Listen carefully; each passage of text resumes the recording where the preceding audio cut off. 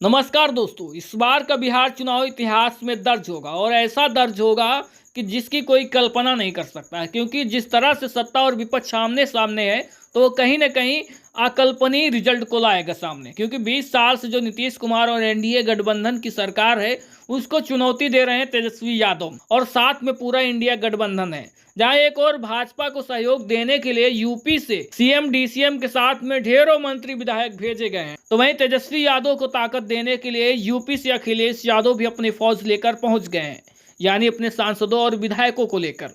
तो वहीं अखिलेश यादव जब बिहार में दौरा करते हैं और रैलियों को संबोधित करते हैं तो उनकी जो भीड़ होती है और उसकी जो दीवानगी होती है उसको देखकर भाजपा के कई लोग बौरा गए हैं। तो उसी की बौखलाहट में ढेर सारे बयानबाजी किए जा रहे हैं। वहीं आपको बता दें कि अक्सर आप देखते होंगे कि अखिलेश यादव अगर कोई काम करते हैं तो उसमें यूपी के डिप्टी सीएम जरूर बीच में आ जाते हैं।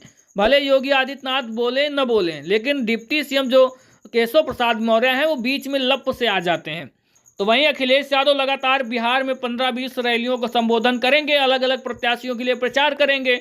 और अभी 2 दिन से लगातार अखिलेश यादव बिहार दौरे पर हैं और लगातार जनसभाओं को संबोधित कर रहे हैं। और उनकी भीड़ देखकर और उनकी रैलियों में जो भीड़ आ रही है उसको देखकर केशव प्रसाद मौर्य जो यूपी के डीसीएम हैं उनको हजम नहीं हो रही है। तो ऐसे में केशव प्रसाद मौर्य जी एक्स पर एक पोस्ट करते हैं, उसमें लिखते हैं कि यूपी की पंचर साइकिल बिहार में बनने चली मोटरसाइकिल।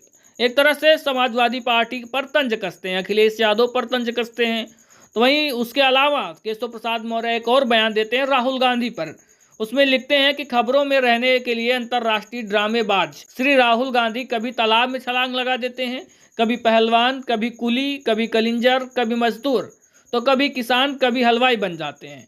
सबका मनोरंजन करते हैं, लेकिन कड़वा सच ये है कि जाके पैर न फटी बिवाई, सो क्या जाने पीर पर आई। ये तंज केशव प्रसाद मौर्य करते हैं राहुल गांधी पर। और उसके अलावा अखिलेश यादव पर भी करते हैं। इनका काम ही है ये, इनको एक तरह से मान लीजिए कि ट्वीट करने के लिए रखा गया है। क्योंकि बहुत सारे लोग आरोप लगाते हैं कि इनके विभाग के जो अधिकारी कर्मचारी हैं वही इनकी बातें नहीं सुनते। हालांकि आप खुद समझते हैं कि इनकी कितनी वैल्यू है सरकार में।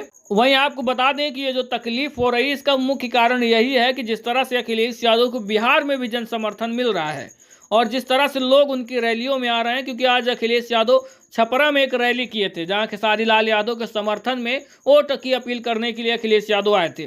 तो वहां पर एक तरह से मान लीजिए अखिलेश यादव और खेसारी लाल यादव दोनों लोगों ने मिल करके छपरा में एकदम से गर्दा उड़ा दिया है। और उसको देखकर केशव प्रसाद मौर्य जी शायद हजम नहीं कर पा रहे होंगे।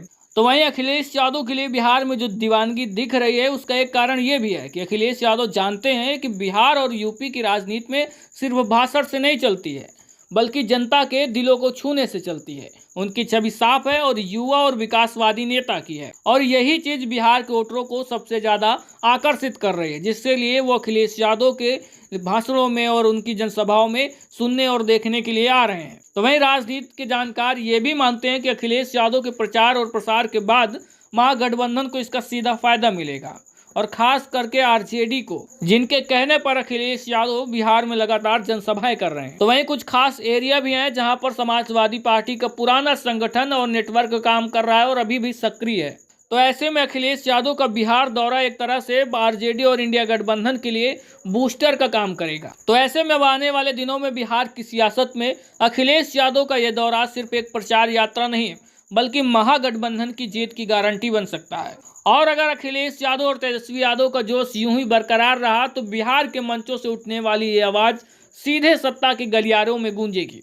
तो दोस्तों, इस बार आपको क्या लगता है बिहार में आखिरकार कौन सरकार बना रहा है, कमेंट बॉक्स में बता दीजिएगा। और साथ में जो लोग बीच में परेशान हो रहे हैं इनके बारे में आप क्या कहना चाहेंगे, कमेंट बॉक्स में ये भी बता दीजिएगा।